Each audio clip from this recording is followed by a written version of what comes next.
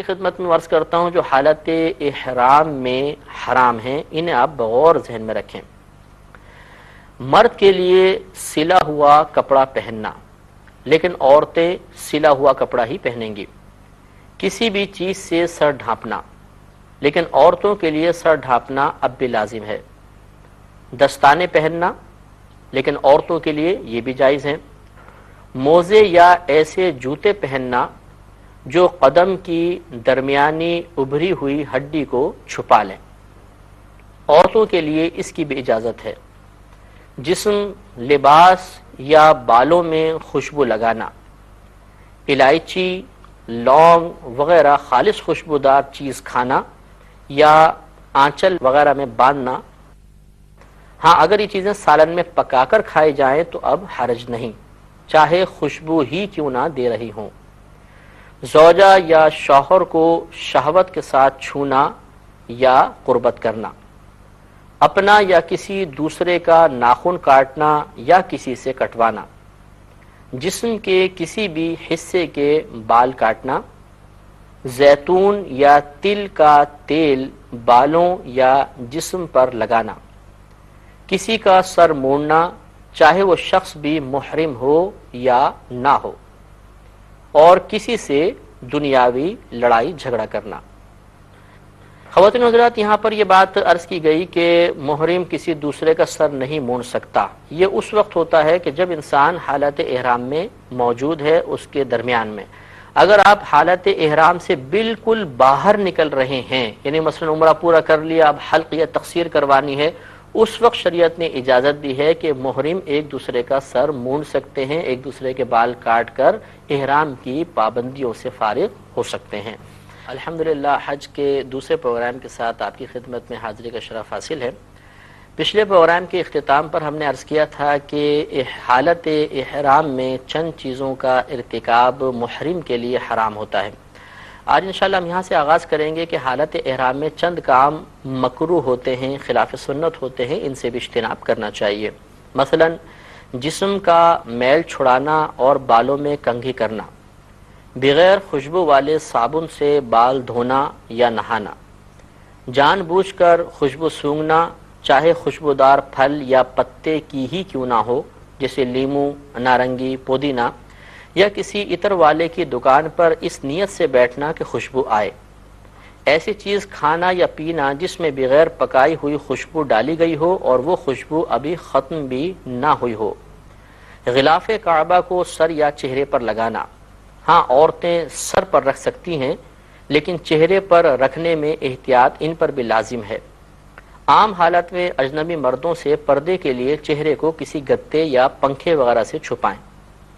منہ کا کوئی بھی حصہ کپڑے سے چھپانا یا تکیے پر اوندھے منہ لیٹنا، بغیر کسی عذر کے جسم پر پٹی باندھنا، صرف تہبند کسنے کی نیت سے بیلٹ یا رسی وغیرہ باندھنا، ہاں اگر پیسے وغیرہ رکھنے کی نیت سے باندھا تو حرج نہیں، جیسا کہ ہم نے ابھی عرض کیا تھا۔ تعویذ باندھنا، ہاں اگر بغیر سلے کپڑے میں لپیٹ کر گلے میں ڈال لیا تو حرج نہیں۔ بازو میں باندھنا منع ہے، لیکن عورتیں سلا ہوا تعویذ گلے یا بازو میں باندھ سکتی ہیں۔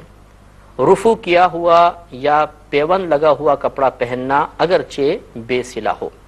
حالت احرام میں جائز کام یہ ہیں: بغیر خوشبو والا سرما لگانا، مسواک کرنا، میل چھڑائے بغیر غسل کرنا، کپڑے دھونا، کسی چیز کے سائے میں بیٹھنا یا چھتری استعمال کرنا، داڑھ اکھیڑنا، اگر کسی وجہ سے ناخن ٹوٹ گیا تو اسے جدا کر دینا، چوہا، چھپکلی، گرگٹ، سانپ، بچھو، مکھی، مچھر وغیرہ تکلیف دینے والے جانوروں کو مارنا، سر یا گال کے نیچے تکیہ رکھنا، کان کپڑے سے چھپانا، خوشبو کی ملاوٹ سے پاک ناریل کا تیل جسم پر یا بالوں پر لگانا، آئینہ دیکھنا، ہوائی چپل پہننا اور نکاح کرنا۔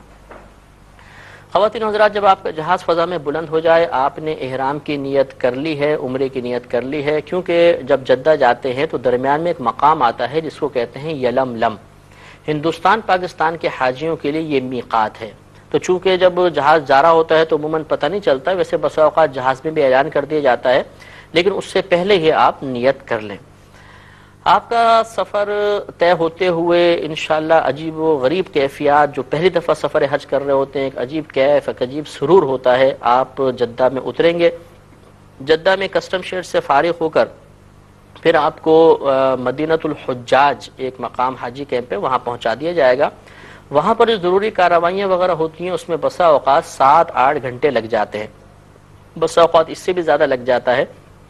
تو صبر و تحمل کا دامن تھامنا بہت ہی ضروری ہے۔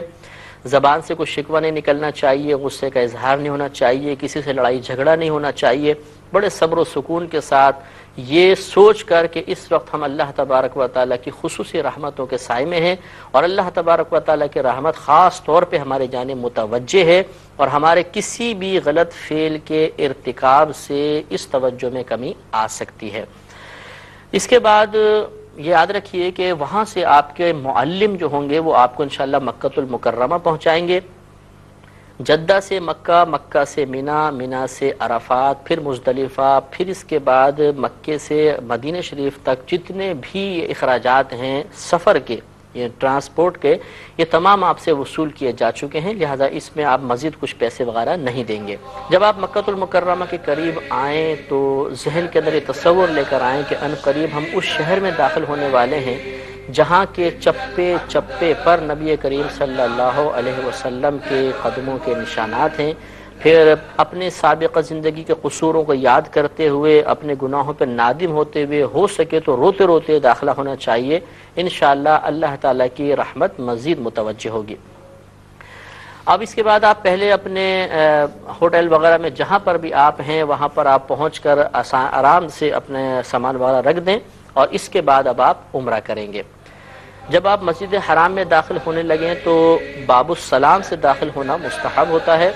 آپ اندر داخل ہو جائیں، وقت مکروہ نہ ہو تو تحیۃ الوضو بھی آپ ادا کر سکتے ہیں۔ جب کعبۃ اللہ پر پہلی نگاہ پڑھے تو کوئی بھی اچھی سی آپ دعا مانگے، مثلا یہ دعا مانگ لیں کہ اللہ تعالیٰ جب بھی میں دعا مانگوں تو اسے قبول فرما لیا کر۔ دعا مانگنے کے بعد اب آپ عمرہ کریں گے۔ یاد رکھیں کہ عمرہ چند افعال کا نام ہے، مثلا اس میں طواف کرنا ہوگا، آب زمزم پینا ہوگا، سعی کرنی ہوگی، اس کے بعد حلق یا تقصیر ہوگا تو آپ کا عمرہ مکمل ہو جائے گا۔ تو میں بہت مختصر الفاظ میں عمرے کا طریقہ آپ کی خدمت میں عرض کرتا ہوں۔ سب سے پہلے آپ حجر اسود معلوم کر لیں کس کونے پر ہے، وہاں پر آپ پہنچ جائیے۔ اس کی ایک نشانی یہ ہے کہ جس کونے پر حجر اسود ہے اس کے بالکل اپوزٹ آپ دیکھیں گے دیوار پر ایک سبز رنگ کی ٹیوب لائٹ لگی ہوئی ہے۔ جب آپ طواف کرتے ہوئے وہاں پر پہنچیں گے تو دور سے اس ٹیوب لائٹ کو دیکھ کر آپ حجر اسود کا کونا معین کر سکتے ہیں۔ آپ طواف کی نیت ان الفاظ میں کریں گے: اللہم انی ارید طواف بیتک الحرام فیسرہ لی وتقبلہ منی۔ اے اللہ، میں تیرے محترم گھر کے طواف کا ارادہ کرتا ہوں، بس تو اسے میرے لیے آسان فرما دے اور اسے میری جانب سے قبول فرما لے۔ اب آپ بالکل حجر اسود کی سیدھ میں آ جائیں، اور آنے کے بعد پھر آپ اس طرح ہاتھ اٹھا کر یہ دعا پڑھ لیں: بسم اللہ والحمد للہ واللہ اکبر والصلاة والسلام علی رسول اللہ۔ اللہ کے نام سے ابتدا کرتا ہوں اور تمام خوبیاں اللہ عز و جل کے لیے ہیں، اور اللہ کے رسول پر رحمت و سلامتی نازل ہو۔ اس کے بعد اگر آپ کو موقع ملے تو آپ حجر اسود کو بوسہ دے لیں کہ یہ سنت کریمہ ہے۔ حجر اسود کو بوسہ دینا یا اس طرح دور سے اشارہ کر کے اپنے ہاتھوں کو چوم لینا استلام کہلاتا ہے۔ ہر طواف کے چکر سے پہلے استلام کرنا سنت کریمہ ہے۔ یاد رکھیے کہ جب آپ طواف کرنا شروع ہوں گے تو لبیک موقوف کر دیں گے، یعنی تلبیہ پڑھنا موقوف کر دیں گے، اور مردوں کے لیے پھر حکم یہ ہوتا ہے کہ وہ اتباع کریں گے، یعنی پلو نیچے سے نکال کر الٹے کندھے پر ڈال لیں، سیدھا کندھا کھلا رکھیں۔ اور پہلے 3 چکروں میں مرد کے لیے رمل کرنا سنت کریمہ ہے۔ رمل کرنے کا مطلب یہ ہوتا ہے کہ تھوڑا سا اکڑ کر چلنا اور تھوڑا سا تیزی کے ساتھ، لیکن اس رمل کرنا یہ سنت کریمہ ہوتا ہے۔ اگر وہاں پر رش بہت زیادہ ہے، آپ رمل نہیں کر سکتے تو کوئی بات نہیں، اگر آپ تھوڑا دور ہٹ کے رمل کر سکتے ہیں تو لمبا چکر کر لیں، ورنہ اگر ہر جگہ رش ہے تو اور رمل آپ کا ترک ہو رہا ہے تو کوئی حرج نہیں ہے، اس میں کوئی دم وغیرہ لازم نہیں ہوتا۔ لیکن اگر آپ کو موقع ملے تو پہلے 3 چکروں میں رمل کرنا ہوگا۔ طواف کی مخصوص دعائیں ہوتی ہیں، اگر آپ چاہیں تو یہ دعا پڑھ سکتے